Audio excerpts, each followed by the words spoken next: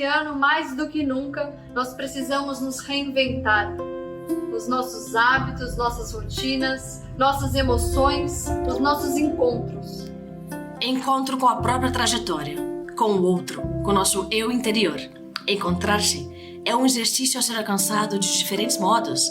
Meditações, terapia, religiões, escrita.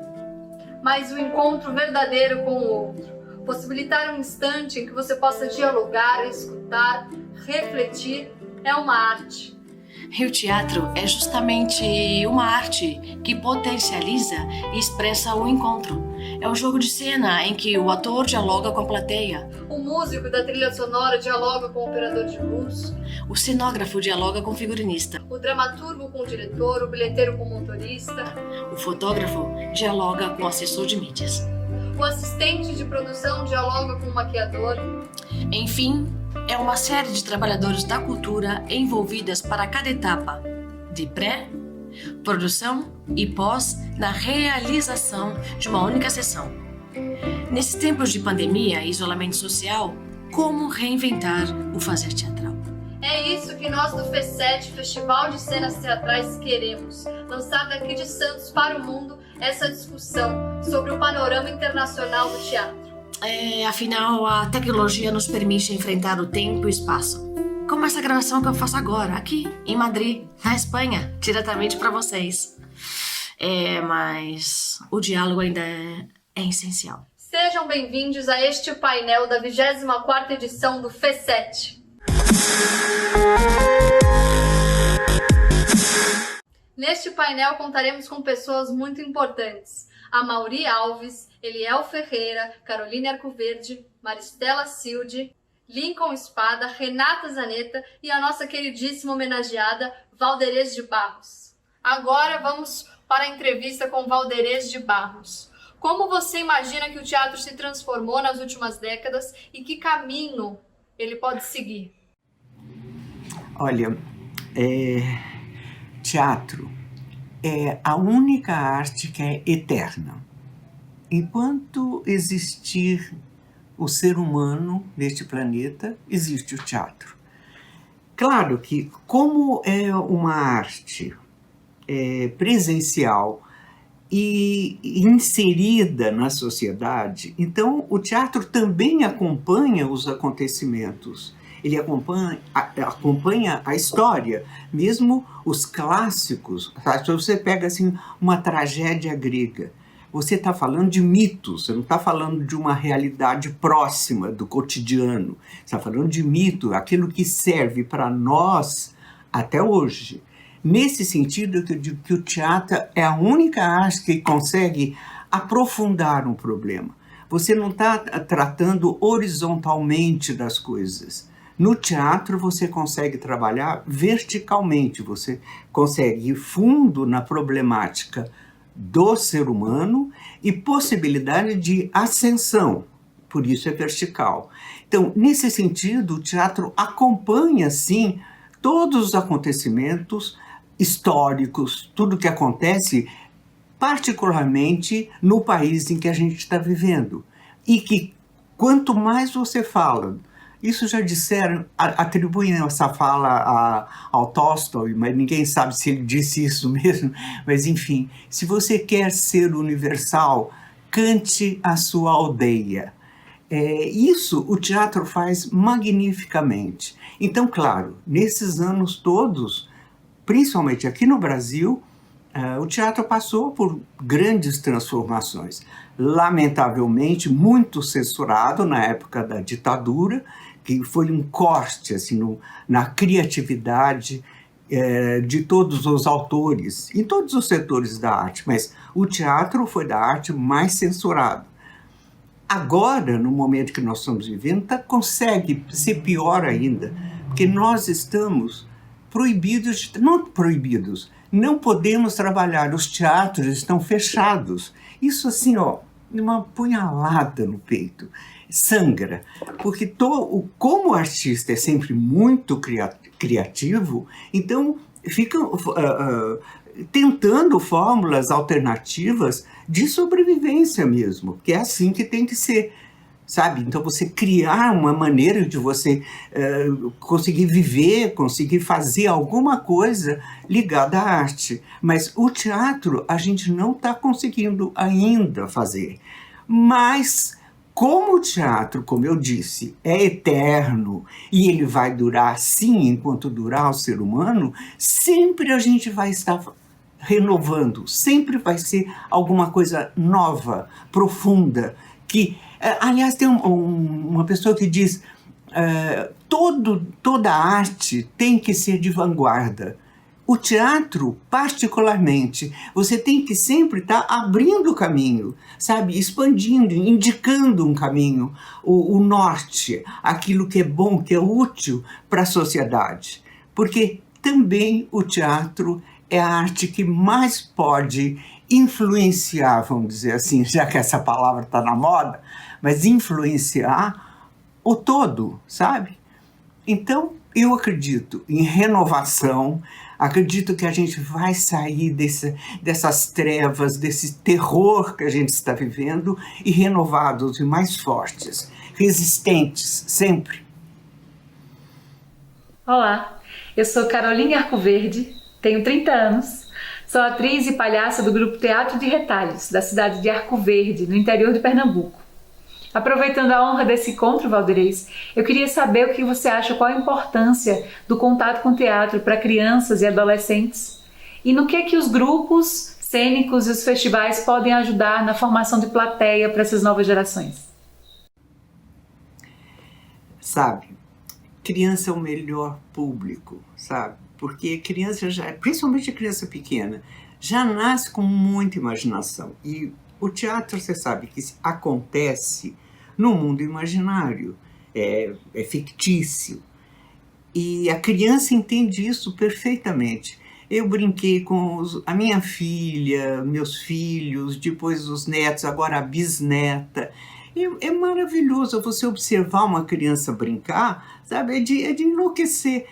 A minha bisneta adora, eu tenho um pote assim, só com besteira, bijuteria antiga, quebrada, essas coisas, e a gente brinca de loja. Às vezes eu sou a freguesa, às vezes eu sou a dona da loja. E ela embarca naquilo, assim, que eu não vejo atrizes profissionais conseguirem se identificar tanto com a personagem, sabe?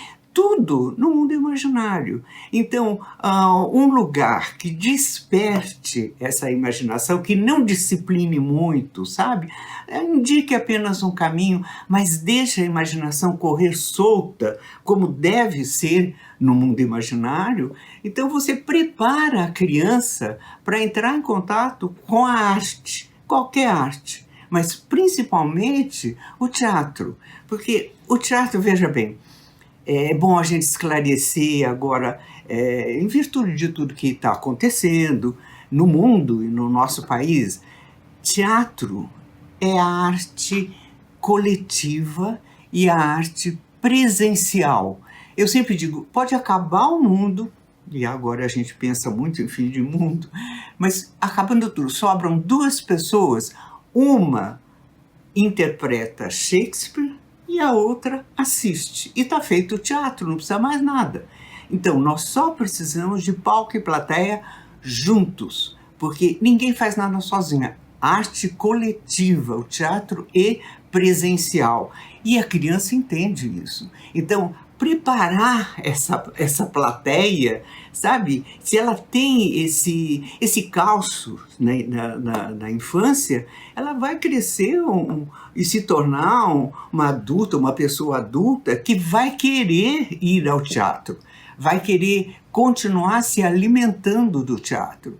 Então, eu acho muito importante todas as escolinhas de teatro que existem para criança, para adolescente, depois para adulto também. Mas sempre lembrando que disciplina é bom, mas tem um limite, sabe? Sem cercear a imaginação. Porque é no mundo imaginário que as coisas acontecem. Valderez, estamos muito honradas com a sua partilha. Eu vou aproveitar que a Carol Arcoverde está aqui para fazer uma pergunta para ela. Como você se encontrou com o teatro e como você começou a fazer aí em Arco Verde, estudar e escolheu isso como sua profissão? Eu comecei a fazer teatro em 2004, eu tinha 14 anos. Comecei no curso regular de teatro do SESC, aqui de Arco Verde. Eu sempre fui muito encantada pelas artes cênicas, meu irmão fazia teatro, e eu ia assistir meu irmão, eu ficava encantada, esperando qual ia ser a minha hora, né, de subir no palco. Depois abandonei um pouco a ideia, e o que me fez ter vontade de voltar a fazer teatro foi a literatura. Eu gostava muito de ler e queria transformar aquilo em ação.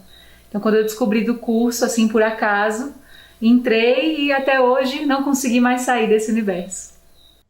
Bom, ao contrário de Santos, que fica no litoral, é movida pelo porto, por turismo, Arco Verde fica no interior de Pernambuco, longe do mar, e é movido pelo comércio. Você daí percebe alguma diferença, né?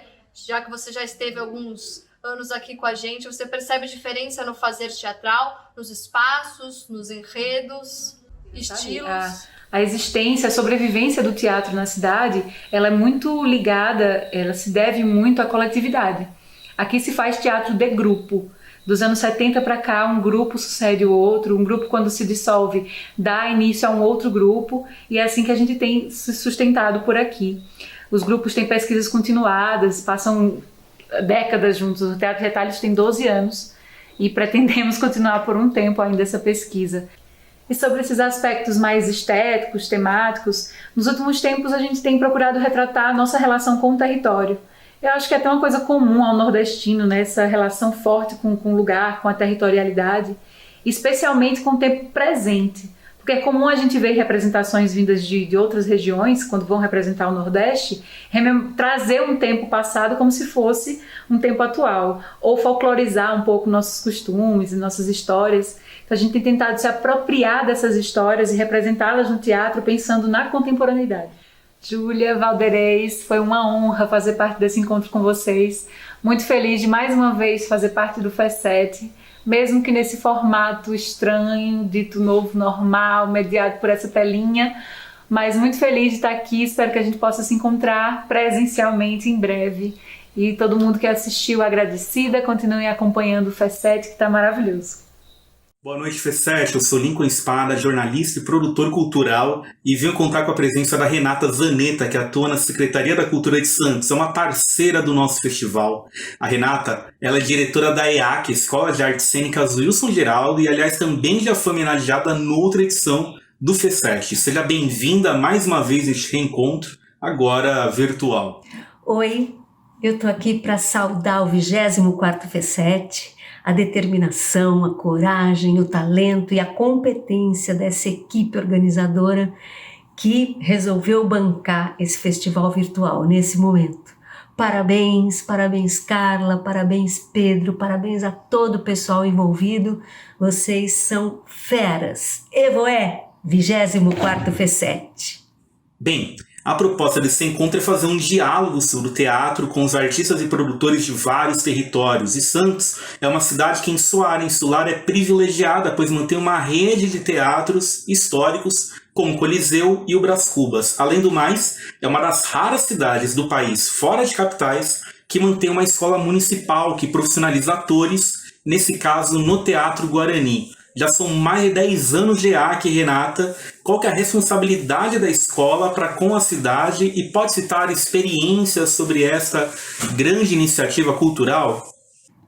A Escola de Artes Cênicas Wilson Geraldo é uma pérola, né, na cidade de Santos, e é uma raridade.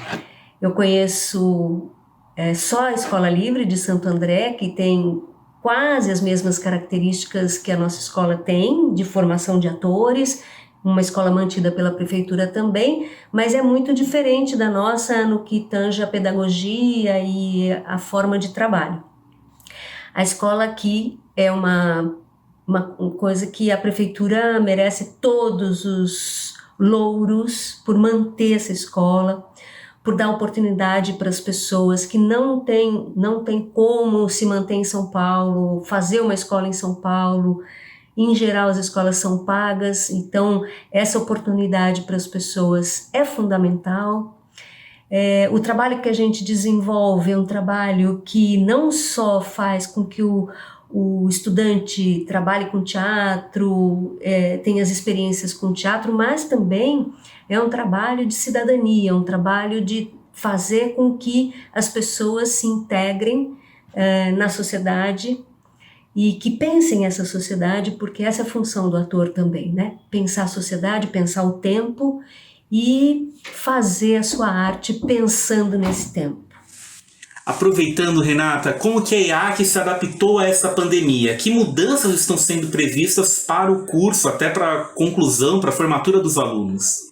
Olha, a pandemia pegou todo mundo de surpresa, né? Nós fomos no começo, assim que o prefeito decretou o fechamento, a gente saiu da escola no dia 16 mesmo de março, mas começamos as aulas no dia 17 virtualmente. E fomos aprendendo, fomos descobrindo como fazer isso junto com os alunos, e hoje a gente conseguiu ter uma forma de trabalho, uma metodologia na realidade, que ganhou uma estabilidade, né? E hoje a gente tem já trabalhos bem bacanas dos alunos com o celular, imagens e coisas que eles filmam, cenas que eles filmam, e tem acontecido coisas bem bonitas, né? Em todas as aulas, aula de canto, aula de dança, aula de interpretação, aula de texto. Em todas as aulas tem aula de corpo. E agora nós estamos fazendo a formatura do pessoal desse ano. Nós vamos ter 2 momentos de formatura. O pessoal vai se formar virtualmente, vai fazer um trabalho virtual, e esse trabalho vai ser bem caprichado. A gente conseguiu chamar um amigo nosso, é amigo, mas é um grande artista, trabalhador com vídeo, ele faz coisas belíssimas, né? E ele está dando aula para os alunos para captar, como faz para captar um som bacana, fazer uma luz bacana, quadro, e ele tá dando essas oficinas, né, para o pessoal da escola toda, especialmente para o pessoal do 3º ano. Vai ser feita uma formatura virtual, e o ano que vem, quando a gente voltar presencialmente, nós assumimos com essa turma desse ano o compromisso de fazer também uma formatura presencial. Então, nós vamos ter 2 momentos de formatura aí para esse pessoal desse ano. Eu aproveito e agradeço muito a sua presença nessa live, e agora é com você, Júlia. Bom, agora eu estou com artistas muito importantes para a família F7, a Mauri Alves, que mora em Portugal, é diretor, dramaturgo e produtor cultural, também com Eliel Ferreira, que está na Itália, e é diretor e produtor cultural, e a Maristela Sildi, bailarina e produtora cultural, que vive na Espanha. Bom, vamos à primeira pergunta. Quais as diferenças que vocês sentiram do fazer das artes cênicas aqui do Brasil e aí na Europa? Diferenças. No Brasil, a produção é muito maior, claro, a quantidade de pessoas é no mínimo 10 vezes maior, e nós temos muito mais pessoas, muito mais grupos produzindo as artes cênicas. Então é muito mais, tanto o teatro quanto a dança são muito mais difundidos, muito mais praticados e apreciados no Brasil. Não que não tenha público, tem público aqui em Portugal também, mas no Brasil nós temos muito mais gente fazendo. Com relação aos financiamentos, né, é muito parecido com o Brasil. Existem editais públicos e editais de instituições, como a Fundação Gulbenkian, por exemplo, para projetos, né? E são muito disputados. As reclamações são as mesmas, que faltam recursos para a cultura, que faltam recursos para o teatro, mas as pessoas continuam levando, né, a profissão, trabalhando com o teatro aqui com o mesmo afinco que nós trabalhamos no Brasil. Então, de diferença é que os teatros aqui, na sua grande maioria, uma diferença positiva, na sua grande maioria os teatros são tecnicamente muito bem organizados, muito bem estruturados.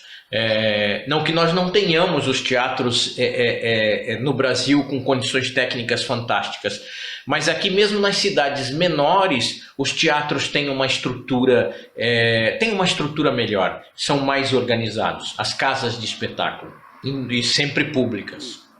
Quando eu cheguei aqui na Itália, em 91, aqui as coisas eram muito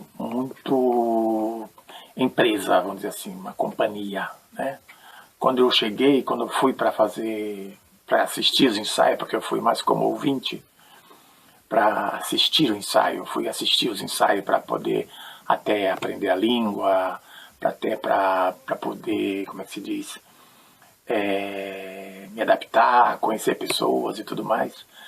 Eu vi assim, eu senti uma coisa séria, uma coisa, a princípio a gente fica meio assustado, né? Meio que fora do ninho, vamos dizer assim. Eu me senti em casa porque o diretor é brasileiro, é o Maurício Paró. Então ele falou, não tem problema, fica aqui tranquilo, vai dar tudo certo, fica tranquilo, qualquer coisa você me ajuda aqui, tá? Ok. E eu vi assim uma espécie de uma organização, porque era um centro de pesquisas, né, teatrais, o Centro de Ricerca per il Teatro naquele tempo, que agora não tem mais, tem é um outro nome. E, ou seja, eu senti assim uma espécie de tinha uma organização, né, uma secretaria, uma diretoria, um presidente da sociedade, da entidade e tudo mais, desse centro, né, que trazia muitos espetáculos de fora e trazia muitas pessoas jovens também para fazer projetos interessantes aqui no espaço que a gente tinha aqui. Inclusive, eu fiz um vídeo, antes o vídeo é esse espaço que está no vídeo, que eu comecei ali em 91, praticamente. Final de 91. E eu vi assim muita organização, realmente, muita seriedade, um horário, não era um horário rígido, mas era um horário que as pessoas tinham que vir para ensaiar e pronto, não tem.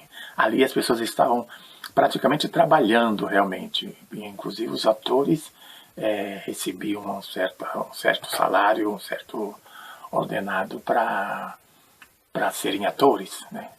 E eu, como sendo estrangeiro e não tão regular aqui, eu não podia ser assumido, não trabalhava, eu estava ali como voluntário, né? E com o tempo eu fui me entrosando, fui entrando dentro, fui ajudando o Maurício na questão de dirigir os atores, na minha forma de me expressar, eles foram me entendendo. E, de certa forma, foi aonde comecei a me adentrar, entrar dentro do processo do teatro brasileiro, do teatro italiano, né? Logo já existem várias manifestações teatrais, mas bem de arte cênica, que acontecem dentro desses teatros, né, desses teatros maravilhosos que eu acabo de falar. Também nos museus, é um espaço aberto, é uma alternativa mais para dança e teatro, sim, que tem muita iniciativa de arte cênica dentro de espaço de arte plástica, por exemplo, né, dialogando as artes. E também temos muita manifestação de teatros de rua. De teatros de rua muito conhecido. Os catalães, por exemplo, fazem um teatro de rua incrível, né? Normalmente se apresentam em espaços abertos, zonas urbanas, foge totalmente da estrutura das 4 caixas, né, do teatro convencional, e leva sua expressão para as ruas. Temos escolas de circo também, temos escolas de circo ao ar livre, tem escola de circo com carpas, como pode passar no Rio de Janeiro, né, com as carpas de lona, né, de circo, ou manifestações de circo na rua. Isso é muito comum, malabares, mágica. Na verdade, o teatro aqui na Espanha tem várias alternativas de ocupação, vários espaços alternativos, né? Desde uma garagem até um teatro 4D, que você pode encontrar facilmente. Em relação às influências, enredos e estéticas, existem características que se destacam para vocês nas montagens dos países que vocês estão? Bom, as mudanças que você fala, que eu senti em relação aos espetáculos aí no Brasil e os espetáculos aqui na Itália, é que eu comecei a perceber que aqui trabalham muito sobre os clássicos, né? Muitos espetáculos, muitos teatros trabalham muito, montam muitos espetáculos clássicos. E clássicos italianos, franceses, alemãos, irlandeses. No italiano se destaca muito o Goldoni, Pirandello. Do Pirandello, Goldoni tem o Arlequim, Campiello. E Pirandello tem Gigante da Montanha, que é um espetáculo muito montado aqui. Sobre francês, tinha muitos espetáculos sobre Marivaux e Jean Genet. Jean Genet faziam muito espetáculo aqui, ainda fazem até hoje, né? Tem sobre os clássicos alemães, tinha Brecht, tinha Goethe. E sobre o irlandês tinha o Beckett, Dias Felizes, que fazem muitas versões aqui. E o Esperando Godot. Esperando Godot é muito famoso também. Aquele Ato Sem Palavras que foi montado aí no Brasil uma vez, na época. Ou seja, é tudo muito baseado sobre os clássicos que aqui tem de montagens aqui na Itália. Foi o que eu percebi e eu percebo até hoje. Muitos clássicos, sempre muitos clássicos. Inclusive a interpretação que eles dão aqui. Aqui não se fala o ator interpreta, aqui fala o ator recita. Quer dizer, na nossa língua recitar aí é uma coisa muito, né, meio que arcaica, vamos dizer assim, recitar na escola, por exemplo. Aqui recitazione é a linguagem principal, mas é muito mais sobre o estilo de recitação aqui. Não é tão natural, não é muito pela linguagem de naturalista. Com relação à estética, às influências estéticas dos espetáculos aqui, é claro que Portugal tem, né, é influenciado pelo que é produzido no restante da Europa. Então nós temos um teatro de vanguarda que é feito aqui também, mas ainda Portugal guarda características fortes de um período que foi muito rico em público, em quantidade de espetáculos, que foi o período das revistas, do teatro de revista. Ainda tem um bom público para o teatro de revistas, então comercialmente temos companhias, temos grupos que ainda fazem isso. Mas o pessoal mais jovem tem uma outra linguagem já, uma outra estética. O que eu estranho um pouco aqui, que me faz falta, é que a cultura popular portuguesa é pouco retratada nos espetáculos de teatro aqui. Você quase não vê. No Brasil é uma estética da cultura popular muito presente em uma quantidade imensa de produções. Mesmo com textos clássicos, mas com uma estética da cultura popular brasileira. E isso eu ainda não vi. É claro, é possível que tenha, mas eu ainda não vi, não fiquei sabendo. E quanto a espaços de apresentações, na Europa as sessões acontecem mais em teatros públicos, independentes, ruas, museus. Onde e como são as estruturas dos lugares em que acontecem as apresentações? Em toda a Espanha nós temos mais de 7.000 companhias de teatro e circo, sem contar as companhias de dança. Normalmente essas companhias se apresentam em teatros públicos, teatros subvencionados, né, que tem uma certa parte de dinheiro público para se manter, e alguns outros teatros que vêm da iniciativa privada, são vários. Por exemplo, em Madrid, né, na comunidade que eu vivo, está a Madrid cidade, logo a comunidade de Madrid, e se comparasse com o Brasil, seria como estado. Nós temos os teatros que são municipais, e os teatros estaduais. Esses teatros são excelentes, são dotados de estrutura de iluminação, de som, a parte da estrutura dos assentos, das localidades, são bastante boas. Normalmente são teatros antigos, super bonitos, que estão restaurados e que funcionam perfeitamente. Uns maiores, outros menores, com menos estruturas, também dependendo do povoado onde estão, né? onde está situado os teatros. Ele pode ter menos ou maior estrutura, mas normalmente, em geral, na Espanha existem vários teatros com uma estrutura maravilhosa. Bom, já a gente vai numa grande capital, como Madrid, como Barcelona, como Santander, aí teatros são verdadeiramente obras de arte. Não somente porque são teatros antigos, que estão muito bem restaurados, e tem uma perfeita acústica, perfeita iluminação, mesmo sendo teatros antigos, estavam muito bem desenhados.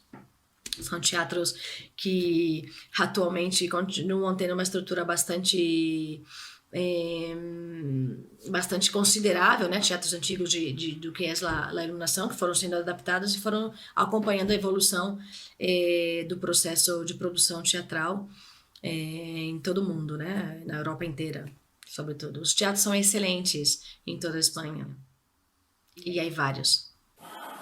Olha, quanto aos espaços públicos, as apresentações que se faz aqui, essencialmente é dentro dos teatros. É dentro do teatro público, como teatro, né, empresarial, vamos dizer assim. Existem os espetáculos, existem uns teatros aqui que os donos são empresas particulares. Eles dependem, sim, eles têm um certo convênio com o Estado italiano, de que eles recebem uma certa verba por cada montagem que eles fazem. Eles recebem uma certa acho que é 80% do custo da produção é coberta pelo Estado, que é mantido pelo Estado. Mas tudo num processo depois de 5 anos que a companhia já está firme, sólida, e são feitos sempre internamente, porque aqui praticamente são 6, 7 meses de frio. No verão eles fazem espetáculos ao ar livre, montam toda a estrutura, por exemplo, aqui no Castello Sforzesco, que tem aqui no Milano, eles fazem espetáculos ao ar livre, montam todo o palco, montam a estrutura toda, né, a estrutura que serve como um teatro normal, vamos dizer assim. E, inclusive, eu trabalhei ali dentro uma vez, como técnico, no teatro pela Scala. A Scala de Milano fazia as óperas ali dentro do castelo. Então era um palco enorme, né? E a plateia também, mais praticamente 2.000 pessoas, né? Que cabe dentro. E fazia. O que é interessante aqui é que existe uma prática de que eles lançam todo começo de temporada, eles lançam um livreto, um caderno, vamos dizer assim, uma brochura, com todos os espetáculos que vai acontecer durante toda a temporada. Vamos dizer assim. A programação é feita um ano, 3 ou 4 meses antes de começar a temporada, entendeu? A gente diz aqui stagione. Então, essa temporada, ela começa metade de setembro e vai até o final de junho, né? Porque ninguém consegue, aqui não existe, como se diz, lugar, ar-condicionado dentro dos teatros. Ar-condicionado, licença, para esfriar. Mas sim, existe o outro para esquentar. Existe um ar para esquentar o teatro, não para esfriar. E depois de junho, praticamente, começa a haver um calor. Ninguém consegue mais ficar dentro do teatro, porque faz muito calor. Então, as pessoas querem mais sair para fora, ir para a rua, né, ir para o espaço aberto. Bem, aqui em Portugal, todos os espaços são utilizados. Existem muitas apresentações realizadas em espaços alternativos, na rua, porque os teatros não são muitos, né? E o agendamento, diferentemente do Brasil, o agendamento é feito com muita antecedência, é um agendamento feito com 1 ano de antecedência praticamente. Então, se você tem algum trabalho na entre-safra, produzido na entre-safra, você vai precisar esperar aí, aguardar alguns meses para poder agendar um espaço público para apresentar o seu teatro. Então, existem muitas apresentações em espaços alternativos, apresentações realizadas nas ruas, em igrejas. Eu, no ano passado, montei um projeto com o Flávio Medeiros e nós percorremos diversas igrejas fazendo o espetáculo nelas. E foi muito bacana nesses espaços, com muito público, lotando as apresentações para um alto de Natal musical que nós criamos aqui. Então existe público também para os espaços alternativos. Antes da pandemia, como funcionavam os projetos de teatro escolar em suas cidades? E também nós poderíamos aproveitá-lo aqui no Brasil? Bom, antes da pandemia, existe, né, um circuito de apresentações de espetáculos que são realizados para os estudantes. Então, normalmente são espetáculos com temáticas relacionadas ao conteúdo programático que eles têm. Então são encenações de clássicos da literatura portuguesa ou da literatura mundial. Para as crianças também existe uma programação que é feita, um agendamento que é feito com antecedência, onde meses antes do início do ano letivo são selecionados os espetáculos. E aqui o Ministério da Educação, ele avalia alguns espetáculos. Você tem essa possibilidade de receber uma chancela do Ministério da Educação, dizendo que o espetáculo tem conteúdo pedagógico, pode ser utilizado como ferramenta na escola. Então ainda é possível. E é claro que esses espetáculos que são recomendados vão para o site do Ministério da Educação. Isso facilita um pouco a comercialização, né? Você conseguir colocar esse espetáculo em algumas escolas também. Porque as escolas também fecham um número de espetáculos e fica nisso, eles não vão além, independentemente de ser ou não um bom espetáculo, uma boa ideia. Com relação à pandemia, tudo parou aqui também, como parou no mundo inteiro, mas os artistas aqui, diferentemente do Brasil, no Brasil a gente viu muita coisa acontecer na internet. As pessoas procuraram as redes sociais como um caminho, através das lives, através do teatro filmado. Isso não aconteceu aqui. Foi uma briga, e ainda tem uma briga grande com o Ministério da Cultura, para que verbas sejam liberadas para a realização de projetos. Mas o brasileiro, pelo que eu percebi, foi mais criativo ou mais desesperado nesta situação, e correu atrás, criando aí possibilidades através das redes sociais, das mídias alternativas, para que o trabalho não parasse 100%. Antes da pandemia, os espetáculos são feitos normalmente. O nosso espaço teatral é dentro da escola. E se contata os professores mandam 2 ou 3 salas de aula para assistir o espetáculo que tem durante toda a temporada do teatro.